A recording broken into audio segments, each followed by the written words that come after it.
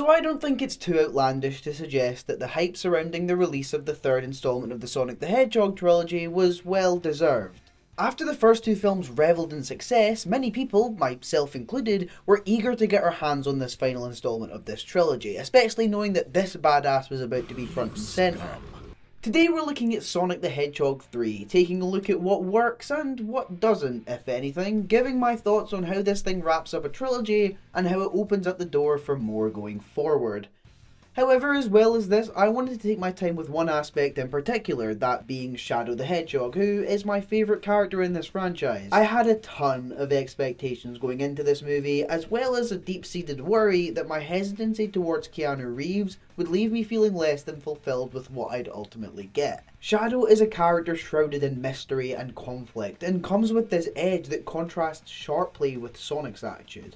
Oh, and I'll also be joined today by Caleb, or Indioda as some of you may know him, who was present in the last Sonic video I did a couple of years ago.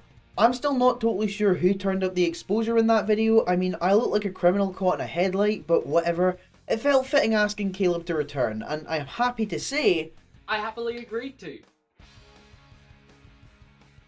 Sonic 3 had a lot riding on it.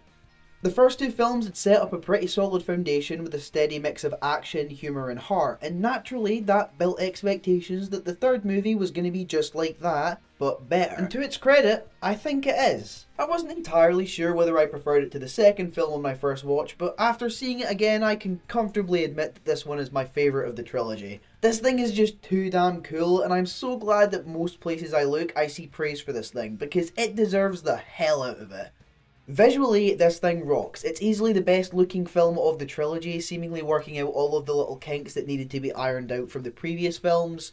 The composition issues that I personally felt were present in Sonic 1 are gone, replaced by CGI characters that genuinely feel like they could be part of our world. Then there are the commonly cited colour grading issues of Sonic 2, which are also non-existent here. All of the major issues from previous films that people highlighted are for the most part gone, and sure, some may step up to take their place, but I don't think they're anywhere near as noticeable as these ones were. The visual aspect of this film is so incredibly engaging, whether it be Shadow being chased by Sonic through Tokyo or Shadow's prison break scene. Every action set piece is filled with this frenetic juice that just amps it up to 11. As the audience, we can keep track of the action, and the cinematography and action itself is so well put together that not only can you feel the energy of the battle, but you can also feel the severity and importance of the situation. Narratively, this one definitely feels more serious. When compared to the previous films, the stakes are higher and emotions definitely run deeper. It's clear that there was a desire from everyone involved to round this initial trilogy of movies off with a fitting end, and for the most part, they succeeded on that. The pacing is generally solid, with my only major grievance being the way that the plot stalls a little in the second act. I do appreciate that the film never really slows for long though. It's very much a beat-to-beat story where there's not much room for filler, and that definitely helps in keeping everything tight and engaging. Some may say a beat-to-beat story is too simple, but thankfully this isn't. There are multiple storylines and character arcs to juggle, from Shadow's backstory to the Eggman schemes to the Team Sonic dynamic. But the film is so well written and structured in such a way that all of these contribute to the overarching narrative. The returning cast is as great as ever. Ben, Colleen, Idris, James, Tika, they're all as fun as they've always been, only growing closer with their chemistry, and it's definitely felt heavily here. And Jim Carrey, I really just don't know where to begin. Since the first film, people have praised this series as the conduit to allow him to tap back into that prime era 90s goofball that we all remember and love. I don't think I've been more enamoured with a performance on a sheer enjoyment level as I have with Carrey here in all of the films that I saw in 2024. It's insanely infectious fun, and I'd have a truly hard time imagining the miserable bastard that could not have fun with this. In the previous Sonic video, I mentioned that Jim Carrey was so much fun to watch, partially because he was having so much fun in the role. And this time it's, well, doubly true. That was terrible. His Ivo Robotnik persona grows with each movie in this trilogy, and now adding Gerald into the role, it's only given him more to play with. And honestly, watching the movie, I forgot that they were the same actor. And that's a compliment. And I know the track record says otherwise, but if this is the last time we see him, that's a hell of a way to bow out. As for humour, it's still there, sometimes overbearingly so too. I don't want to harp on movie Sonic's characterization too much though, because I'm part of the 2% of Sonic fans with a brain who understands that this character is built on pop culture references because his primary years growing up on Earth were spent reading comic books and watching movies, partnered with the fact that he's still just a kid. But even I can't defend the, I don't even want to say it, but I'm gonna have to for comedic purposes. It's the moment in particular where Sonic goes, Kenichi, what? Oh, dude, that's not that. I'm really sorry about him. I'm sorry too, that felt a little wrong somehow. Thankfully, across the film on average, it's nowhere near as present as it has been. The movie leans into slightly darker territory with the narrative, which makes sense considering where this story wants to go. It's a bold move, sure, but it helps set the film apart and give the trilogy a genuine sense of progression from the first installment to the second and now on to the third. And now, I get to talk about Shadow for a few minutes.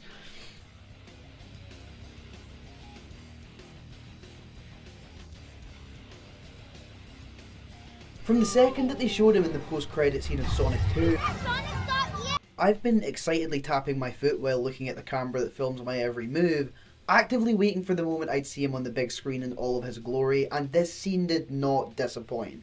This guy is iconic as hell. He was every emo kid's idol, and to some people, still is. He brings a necessary level of depth and complexity that adds a darker tone to this existing Sonic universe.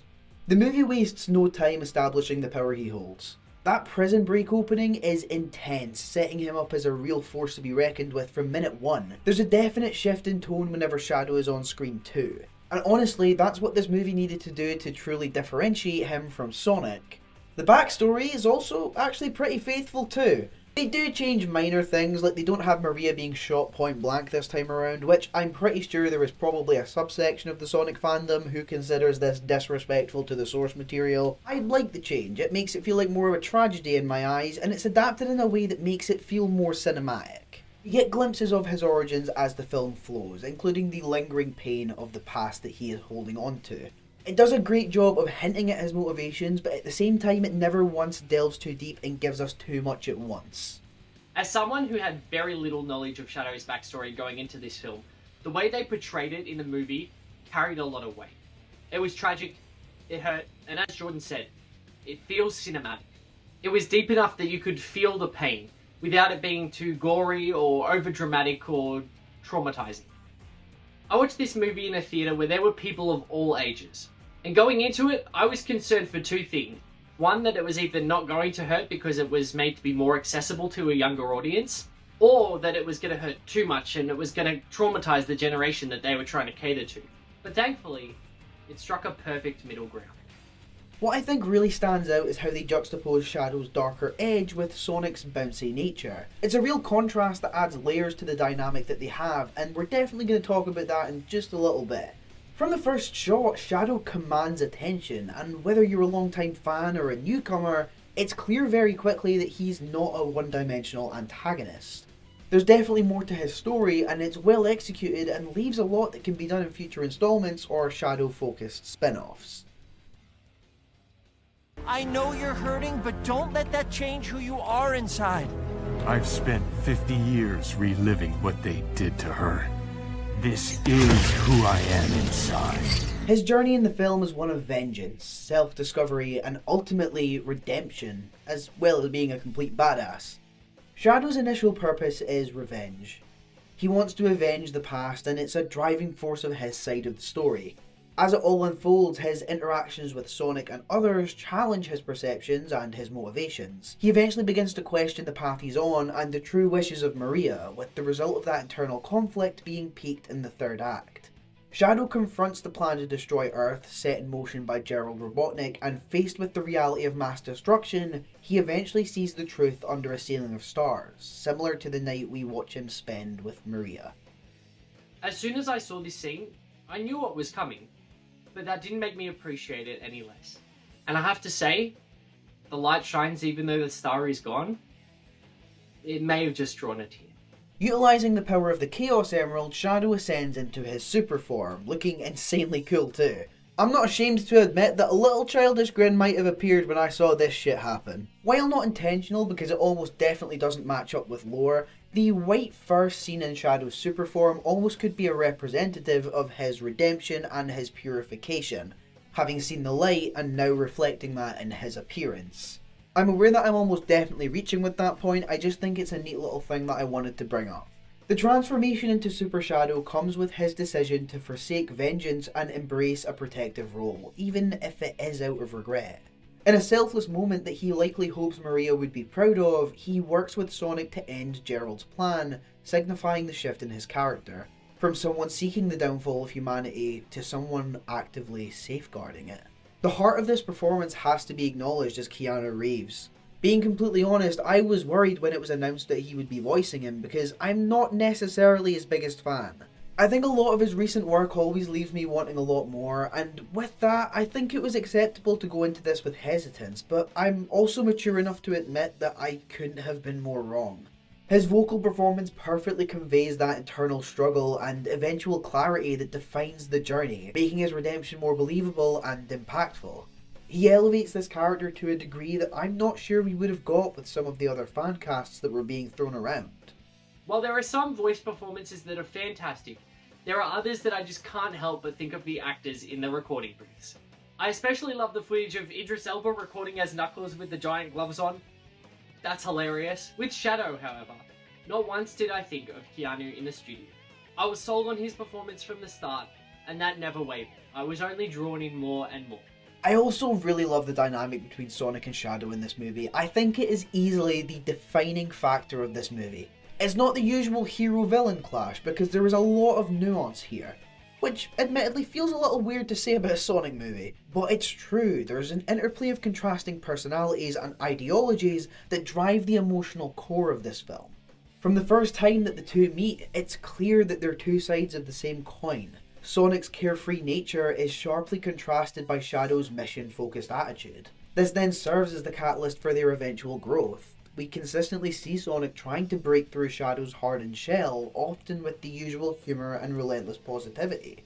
But the interactions also come with a weight as Sonic gradually comes to understand the pain and loss that drive Shadow's actions. Something that I think really highlighted this is the lengths that Shadow and Sonic were both willing to go to.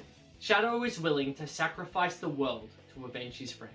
And while Sonic isn't quite that evil, his point of contention came in an argument with Knuckles about the Master Emerald. Being willing to fight his friends was an important moment on his journey. This evolution reaches a climax during the third act of the film, where after a Chaos Emerald-fueled battle, their initially adversarial relationship transforms into a necessary alliance. Facing a common threat, they set aside their differences and work together, while a rendition of Crush 40's Live and Learn plays, making every nerd in the cinema open their mouths in shock and look at their friend, all while frantically pointing at the screen to make sure that they've also noticed the needle drop. The end of this thing sees the two find common ground through shared experiences, and what I think is a mutual respect. This not only enhances the story of Sonic the Hedgehog 3, but it also leaves the door open for their relationship to be explored more in the future. No, not like that!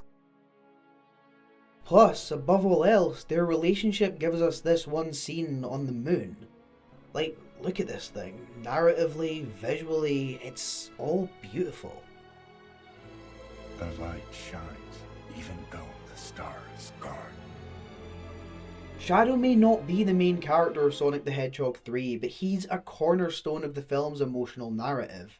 His journey through identity, vengeance, and redemption adds a great amount of depth to the movie, resonating far beyond the high-octane action scenes. From his introduction, he's a character weighed down with a complex past. His struggle with identity, caught between his origins and a potential for change, becomes a compelling threat that draws the audience into his emotional turmoil.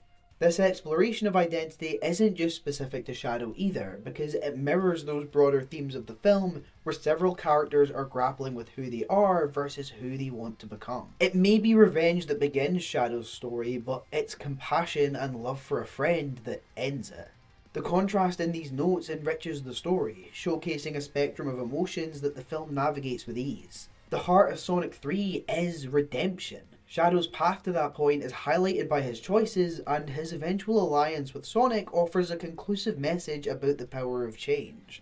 It's something that sticks with us, reminding us that even the darkest paths lead to the light. Maria's impact on the film is crucial, even if she has only a few minutes of screen time. It's her memory that influences Shadow not only at the start of this film, but in every single moment of it. And we can really feel that in the narrative. It's a microcosm of the film's overall emotional landscape. Sonic the Hedgehog 3 is able to balance moments of joy, humour and excitement with scenes of real emotional weight and reflection. By the end of it, it's clear that we've watched a story of growth, understanding, and the enduring power of connection. Whether it's through Shadow's redemption, Sonic's perseverance, or the bond they ultimately come to share, the film is an emotional experience that rides out on a high.